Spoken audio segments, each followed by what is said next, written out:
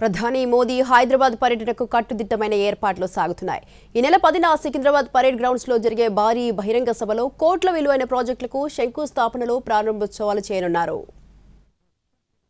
2024 లోక్సభ ఎన్నికల తర్వాత తెలంగాణకు ఈ నెల 10న వస్తున్నారు ప్రధాని మోడీ.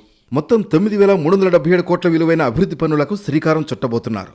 ఈ పర్యటన ద్వారా భయం నుంచి భరోసా వైపు అనే సందేశాన్ని ప్రజల్లోకి తీసుకువెళ్లాలని బీజేపీ భావిస్తోంది. పశ్చిమ బెంగాల్, అసోంలో సాధించిన విజయాల తర్వాత తెలంగాణలో కూడా అభివృద్ధి రాజకీయాలకు ప్రజలు మద్దతిస్తారనే నమ్మకాన్ని పార్టీ వ్యక్తం చేస్తోంది. ప్రధాని పర్యటనలో భాగంగా జహీరాబాద్ ఇంటిగ్రేటెడ్ ఇండస్ట్రియల్ స్మార్ట్ సిటీకి 2,360 కోట్లతో శంకుస్థాపన చేయనున్నారు.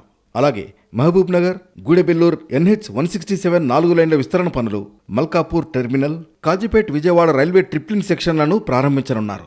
అదేవిధంగా PM మిత్ర మెగా టెక్స్టైల్ పార్క్ ద్వారా ఉపాధి అవకాశాలు పెరుగుతాయని కేంద్రం చెబుతోంది. యువత, మహిళలు, రైతులు, బలహీన వర్గాల అభివృద్ధిపై కూడా కేంద్రం ప్రత్యేక దృష్టి పెట్టిందన్న విషయాన్ని బీజేపీ ప్రజల్లోకి బలంగా తీసుకువెళ్లాలని భావిస్తోంది.